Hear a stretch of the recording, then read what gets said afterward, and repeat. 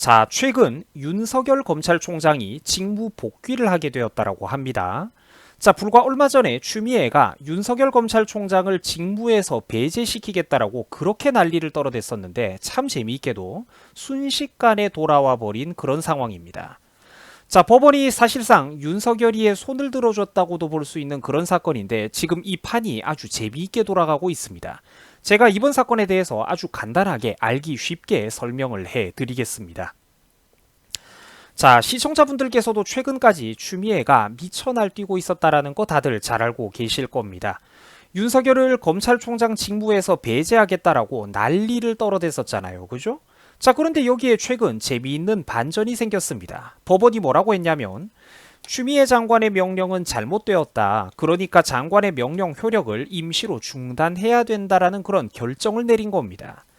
자, 법원의 이번 판단으로는 이제 이번 직무 배제 사건이 회복하기 어려운 손해일 뿐만 아니라 이제 이런 식으로 직무를 정지시켜 버리는 것은 사실상 해임하는 것과 다름이 없다. 이거는 너무 과도하고 부당하다라면서 윤석열 총장의 손을 들어줬다라는 것입니다. 자, 서울행정법원에서 판단 내린 이번 재판의 쟁점은 이른바 회복이 어려운 중대한 손해가 발생했는가에 대한 여부였습니다. 자, 재판부의 이번 판단에 따르면 검찰총장을 이런 식으로 직무 배제시키는 것은 사실상 해임하는 것과 다름이 없으며 이는 금전적인 보상과 회복이 불가능한 손해이다. 자, 쉽게 말해서 너무 과도하다라는 판단을 내렸다라는 것이죠. 그리고 사후에 이 소송에 대해서 신청인이 승소를 한다고 해도 시간이 지나버리고 나면은 이런 손해는 회복이 될 수가 없다라는 것에 중점을 뒀다고 합니다. 뭐 그런데 맞는 말이죠. 시간 질질 끌리는 동안에 공직자들, 기관장들은 사실상 직무가 정지되어 버리고 소중한 시간이 다 지나가 버린다라는 겁니다. 그동안 임기가 다 지나가기 때문에 이런 손해는 회복이 될 수가 없다라는 것이죠. 이미 흘러가 버린 직무 시간을 나중에 어떻게 되돌릴 수가 없다라는 것입니다.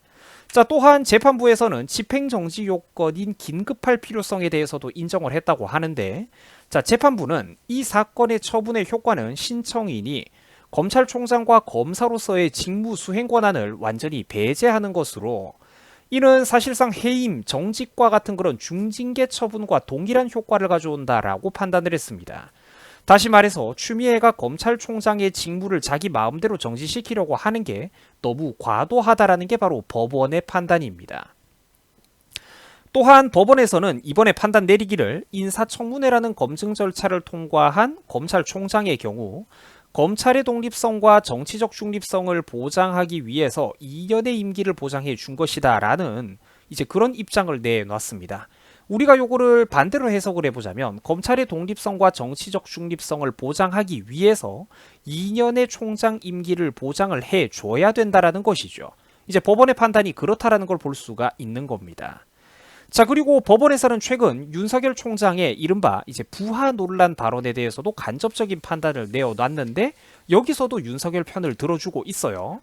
법원이 뭐라고 말을 했냐면 이제 검사가 장관의 지휘에 복종하는 것은 물론 당연하지만 검찰총장이 법무부 장관에게 무조건적으로 너무 과도한 복종을 할 경우 검사들의 독립성과 정치적인 중립성이 제대로 유지가 될 수 없다라는 입장을 내놨습니다. 이 사실상 손을 들어주는 것이죠. 자, 다시 말해 결국 사실상 이제 윤석열 총장은 직무에 다시 복귀할 수 있게 되었습니다. 그래서 지금 윤석열의 직무 복귀와 관련된 뉴스 자료를 찾아보시면 이런 식으로 다시 살아온 윤석열에 대한 기사들이 쏟아져 나오고 있다는 것이죠. 뭐 지금 여러분들이 보고 있는 이 기사의 헤드라인 제목만 보셔도 위풍당당 대검에 다시 출근하게 된 윤석열 뭐 이런 식의 내용을 확인해 보실 수가 있습니다. 자, 윤석열 총장은 법원의 직무 배제 효력 정지 결정 후에 이제 40분 만에 곧바로 칼출근을 했다고 해요. 대검찰청에 다시 출근을 했다라고 합니다. 사건이 지금 굉장히 재미있게 돌아가고 있어요. 자, 이쯤 되면은 현실이 정치 드라마 각본보다 더하다는 겁니다.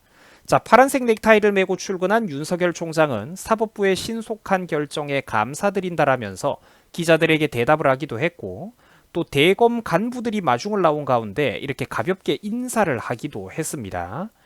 자, 추미애 법무부 장관의 이번 윤석열 직무 배제 사건을 두고는 검찰뿐만 아니라 법무부 내부에서조차 말이 많이 나오고 있다고 합니다. 심지어 현 법무부 차관조차도 윤석열 징계위가 너무 부당하다라면서 지난 30일에 사의를 표명했을 정도였다고 합니다. 차관이 사표 쓰고 나갈 정도라는 것이죠.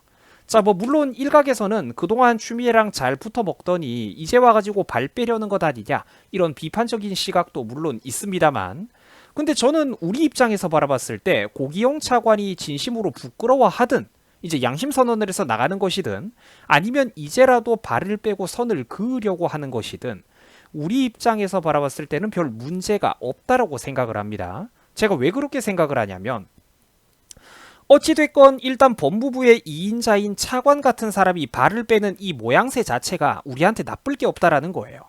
2인자인 차관이 발을 뺀다는 것 자체가 지금 돌아가는 분위기와 여론 그리고 상황이 상당히 괜찮게 돌아가고 있다는 걸 상징적으로 나타내기 때문입니다.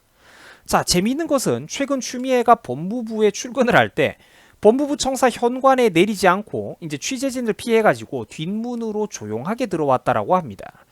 자, 추미애 장관 본인도 최근에 돌아가고 있는 이런 여러 가지 상황의 논란과 사태의 심각성에 대해 스스로도 잘 알고 있다라는 거겠죠. 지도 부끄러운 게 있으니까 뒷문으로 출근하는 것 아니겠습니까? 그죠? 저렇게 이제 권위적인 사람들이 말이죠. 자, 반면에 윤석열의 태도는 이번에 참 대조적이었습니다. 윤석열은 이번에 법원의 결정이 나온 뒤에 40분 만에 수많은 기자들 앞에 당당하게 제네시스 관용차를 타고 이제 나타나서 대검찰청 정문으로 이제 그대로 들어왔다라는 것이죠. 대검 간부들과 간단한 인사도 나누고 기자들 앞에서 여유로운 모습을 보였다라고 하니까 법무부 장관의 모습과 뒷문으로 들어가는 추미애의 모습과 정문으로 들어오는 윤석열의 모습이 상당히 대조적인 것 같습니다. 자, 그리고 한편으로는 이제 우리나라가 돌아가는 상황이 참으로 웃긴 상황이라는 것이죠. 자, 이제 오늘 이렇게 슬슬 영상을 마무리할 타이밍입니다. 자, 제가 예전에도 몇 번 말씀을 드린 적이 있지만 사실 문정부에 지금 반대하는 스탠스를 취해준다고 해서 윤석열 총장을 무조건 영웅처럼 바라봐서는 좀 곤란합니다. 물론 지금에서야 윤석열이 보여주고 있는 이런 모양과 스탠스가 우리 입맛에도 나쁠 게 없겠습니다만, 윤석열은 가까운 과거에 박근혜 정부를 비롯해가지고 우파 인사들을 찍어낼 때 있는 거 없는 거 다 끌고 와가지고 지금 본인이 당하는 방법 그대로 온갖 방법으로 사람들을 엮어 넣었던 사람입니다. 그래서 사실 이 사람이 거대한 어떤 이런 정치 철학적인 스탠스에서 제대로 된 우파 마인드가 있는지는 우리가 확신을 할 수가 없어요. 이 사람이 보여준 게 없기 때문입니다. 자, 하지만 또 야당이 제 역할을 못하고 등신같이 굴고 있는 이런 현 시점에서 또 굳이 우리 손으로 이 사람을 흔들 필요도 없다라는 게 사실입니다. 자, 과거에는 이 사람이 자이든 아니든 간에 좌파의 사냥개 노릇을 했던 것을 우리가 잊어서는 안 되지만, 반대로 현 시점에서는 이 사람은 어쨌든 조국에도 강력하게 반대를 했고 지금 추미애한테도 할 말은 하고 있다라는 것이죠. 특히 요즘 원자력 발전소 가동 중지라든지 탈원전 문제 같은 것과 관련을 해서 월성 원자력 발전소 문제와 관련을 해서 구체적인 수사를 진행할 만한 조직과 힘을 갖춘 것 역시 윤석열이 거의 유일한 상황이기 때문입니다. 특히 이 탈원전 문제, 태양광 문제 같은 거는 제가 1년, 2년 전부터 지적을 해왔던 것인데 이거 제대로 한번 털어보면은 진짜 나라가 뒤집어질 만한 비리가 수두룩하게 쏟아져 나올 겁니다. 전라도 지역 유지들한테 문정부가 대놓고 세금을 막 갖다 퍼주고 있다라는 것이죠. 이것 때문에 공기업인 한국전력의 조단 위에 적자가 쌓이기도 했었고 말입니다. 자, 솔직히 아직까지 문정부를 지지하는 사람들은 기본적으로 이성과 지능에 심각한 문제가 있는 사람들입니다.